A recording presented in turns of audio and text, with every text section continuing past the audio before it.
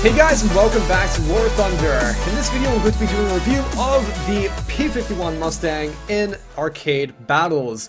Now, I'm firstly going to discuss about the plane itself, and then move on into some gameplay footage I had on the stream yesterday of the P51 Mustang, showing it off in a really good light, or pretty good light, and just how amazing this plane actually is. So, firstly, this plane came out in the recent 1.70 patch, which actually, oddly enough, look at this! We're back down to 1.49. What the hell? I didn't know they would change it back. That's weird. Anyway, it came out in the latest big update, and whenever I hear that a Mustang is coming out into the game, I'm never excited about it. In fact, if there's a spectrum of excitedness from most excited to least excited, whenever I hear a Mustang is coming out, I'm on the least excited part of that spectrum, because the unanimous opinion of many people is that the Mustangs of the higher tier for Americans are probably some of the worst planes in the entire game for tier 4 planes in arcade battles. They lack two things, and namely stopping power, but also they're really bad turn fighters. But don't worry about the turn fighting. It's mostly the stopping power that's really bad with those planes. A lot of times, and it's not once or twice, but a lot of times, you'll be trying to take on an opponent, trying to kill them with your 6x machine guns, and then all of a sudden here comes a German boom and zoom Bf-109 or Focke-Wulf right into your opponent, kills them. Happens all the time. Doesn't even have to be a German plane. It could be many other examples of different planes, and it's a really frustrating experience. It makes you hate the Americans at tier 4, and that's why I don't have tier 5 jets for the Americans, because I just don't like playing the tier 4 Americans. I mean, the only ones that you're looking at are F8, F1B, Bearcat, and maybe the Spitfire, and maybe the Focke-Wulf, that are the best planes to use at that tier. And maybe with the exception of the F82 when it's upgraded with the 12 machine guns. Then, it's good. But whenever I hear a Mustang is coming out, I automatically assume it's going to be 12.7s, and I'm not excited at all for that. Luckily, though, this time, this Mustang that came out had 4 Hispano cannons on it, and that is a lot of damage, as you can imagine. 20 millimeters 4 times at a battle rating of 3.0. Very low battle rating, very high damage output. That equals, if you're doing your maths right, a godly plane, essentially. So it's exactly the same as the Mustang Mark 1A for the British here, the premium one, except the differences between the two is that the Mustang Mark 1A is a premium, so you get better rewards, but also a 2.0 battle rating difference. So essentially for a premium plane, you're getting a 2.0 nerf, if you want to think of it that way. But still, don't even, it's not necessarily a nerf. I mean, the plane is still awesome. The Mustang Mark 1A at tier 3 for a premium is still a really awesome plane, and I'd still recommend that highly. If you're looking for a good plane to use, to buy. But anyway, the P51 here for the Americans is just an absolutely awesome plane to have, because with this latest patch, Gaijin has kind of broken the flight models of the Corsairs, which you would normally mix in with the P51 because they're near similar battle ratings. They've broken it in such a way where if you use the rudder even the slightest bit, like even tap your Q or E key tiny bit, your plane, it starts doing cartwheels. The Corsair starts doing cartwheels, and unfortunately, for a plane that was really good previously, right now it's kind of unplayable. So the Americans really need a good plane, or good planes, to work with at low tiers, and luckily this P51 has come out, and it has amazing firepower. So essentially what you can think of with this plane is that it's like an energy fighter. You shouldn't use it in a turn fight. It is probably one of the worst turn fighters in the entire game. Never ever turn fight with this plane. One thing that you have to keep in mind of, though, is whenever you're booming and zooming, is that there are exceptions to the rule. You might think that you might get away from an opponent by simply diving down, and you'll gain enough speed that you'll get away, but I've had instances where I'm against, say, a Spitfire Mark 2B, which I know I should never take on in a turn fight. Obviously, I'm going to lose. So in order for me to get away, I would think that I'm just going to dive and build up that speed and get away because I'm an energy fighter. The thing is with the Spitfires and like Spitfire Mark 2B is that they're really good at building up speed in a dive. Where it says 599 kilometers per hour in the maximum as a maximum speed. It actually goes over that in a dive in arcade battles. So you actually find that when you're diving in your Mustang, that a Spitfire Mark IIB will actually be able to close the distance with you in a dive. If anything, you're only going to have an advantage in terms of speed in a straight, just a normal flat straight, then you might be able to get away. But otherwise, this plane is absolutely amazing, coming against tons of other planes. Your only real threats are going to be anything with multiple cannons on them. For example, let's see, for the Germans, maybe the Focke-Wulf 190A1 just has 2 MGFFs, which aren't that great. There for the Russians, there's the Yak-9T 37. That's a dangerous plane. LA5F with 2 times 20mm cannons. Very powerful cannons, though. Definitely dangerous. Brits, new Sea Hurricane Mark 1C with 4 times the Spano cannons. I definitely want to make a video of this in the near future. Another amazing plane. Big potential threat. For the Japanese, you don't really have to worry about anything. Maybe A6M2. Dive away from it. It's not going to catch up to you. It's a relatively slow plane. But those are your threats that you're going to come against. Now, when leveling up this plane from stock, this P51 has a major thing that I like to call stock syndrome, where the plane suffers a lot when it's stock. It's very bad in terms of its flight performances when it has none of these upgraded components. You'll struggle to gain altitude, you'll struggle to gain speed without the radiator, the compressor, the engine injection. And then also another thing is that the guns overheat like absolute mad. Where at times you'll think that if I let go of my mouse button now, then that'll prevent my guns from jamming. But what happens a lot of times that I've noticed is that I let go of the mouse button, and because it overheats so fast, it still jams anyway. So I would recommend when you get this plane and it's stock, work your way up into the new 20mm cannons straight away. What you'll notice when you get the new cannons is this. It improves your guns from jamming by 40%, the initial first one.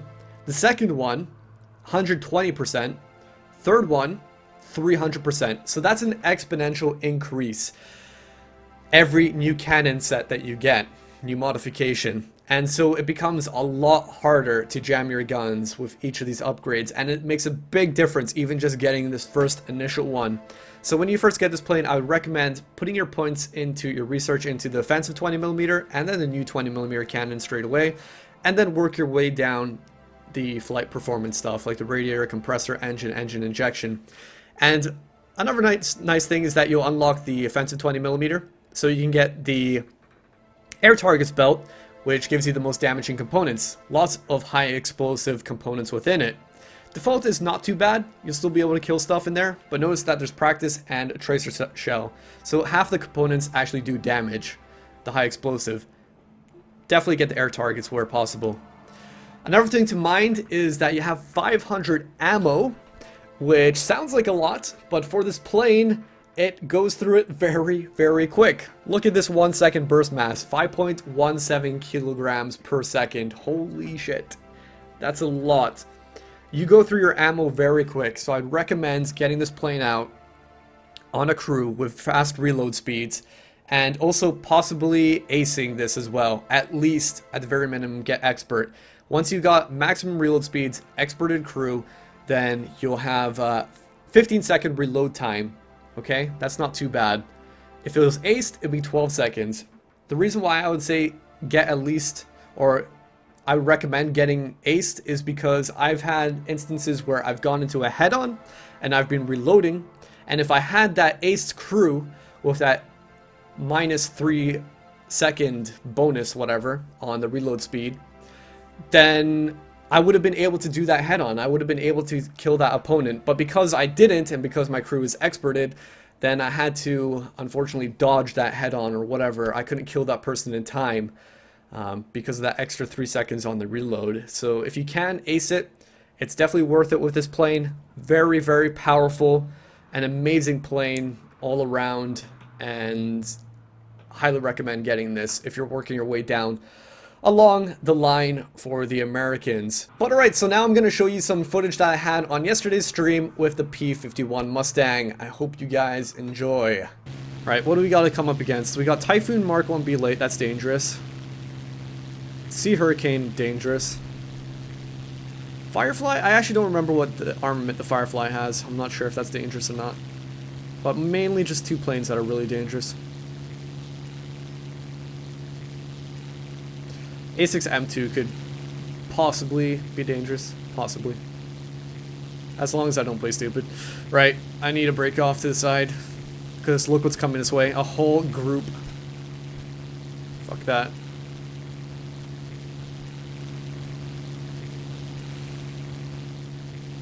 There's always got to be one. There's always got to be one. Alright, he's breaking off. Fine. So wait to say, there's always got to be one that follows you.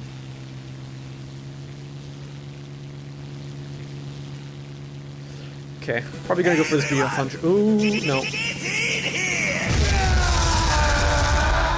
Go for this guy, switch over to the BF-110. This guy has no idea I'm coming for him. And that's a pilot knockout. Just like that. This is gonna be really dangerous. So my hope is that I kill this BF-110 really quick here. He's dead. And now I dive for this Yak-9, and I just dive away.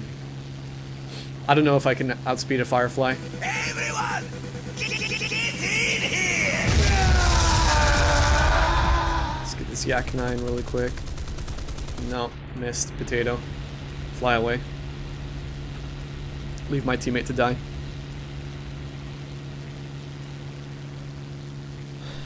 Firefly has 4x 20mm cannons, I think. Really? Oh shit. Okay, that's a really dangerous plane then. Krebs, the Firefly is slow enough to outrun only the Mark 1. Ah. I'm not too sure about like these new planes that have been added, like the Fleet Air Arm planes. I'm not too sure about them just yet. Those are so new. Whoa, gotta fly underneath his wreck. Right. The smart thing for me to do right now would actually be to fly away. Because, yeah, all of that.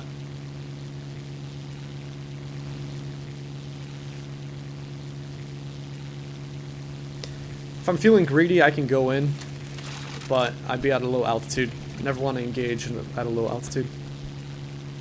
I'm not in the mood for YOLO. I'm trying to play conservatively here. If I'm in the YOLO mood and I don't care about a plane's life, then I'll just dive in. Why not?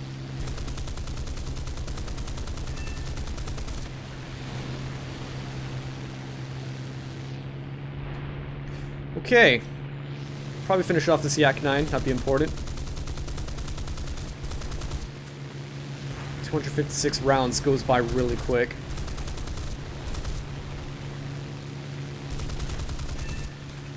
Good. Now fly away. I have to go for this guy now. Hold up. Awkward. Very awkward. I hate it when they turn up or pull up at the last second.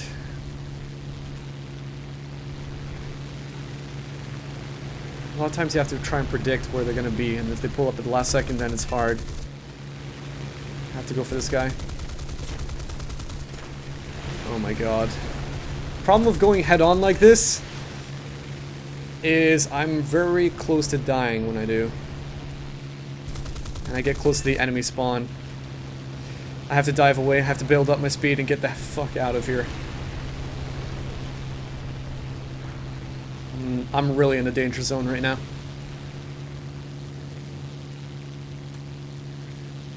Ooh.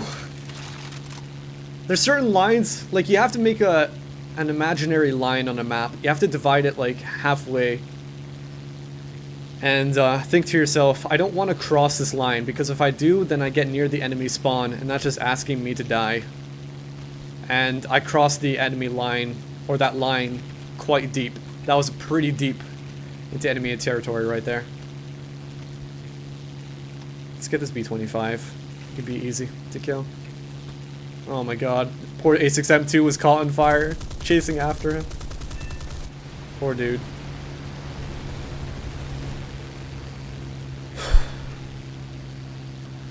This is the first time I'm watching someone streaming. Really, dude. Make sure you press that like, follow button. It's free. I don't have ammo. Oh my god.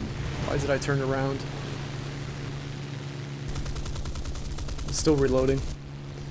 And that's why acing your cruise or qualifications and reload speed is very important. Because if I was aced, I would have been reloaded by the time I engaged with him. Hopefully that guy's gonna die. Oh my god, my team is so potato! What are you guys doing? Look at this! How many...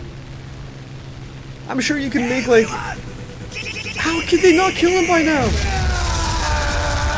What is going on?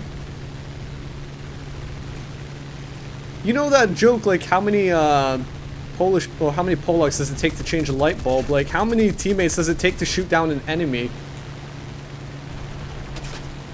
Oh my god. This is bad. I think I might die.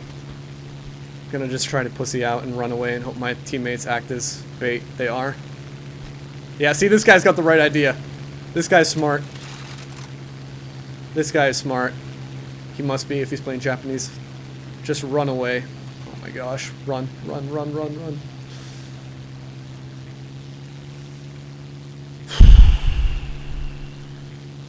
No. No! I think he killed the... No, he did! He did kill the A6M2. I was like, my team... Oh, shit. Hold up. Alright, epic canyon chase. Epic canyon chase. Here we go. Oh, fuck. He hit my engine. How can he keep up, dude? Come on. Oh, why? Why? Why, you son of a bastard? Hold up. Maybe. Dream. Believe.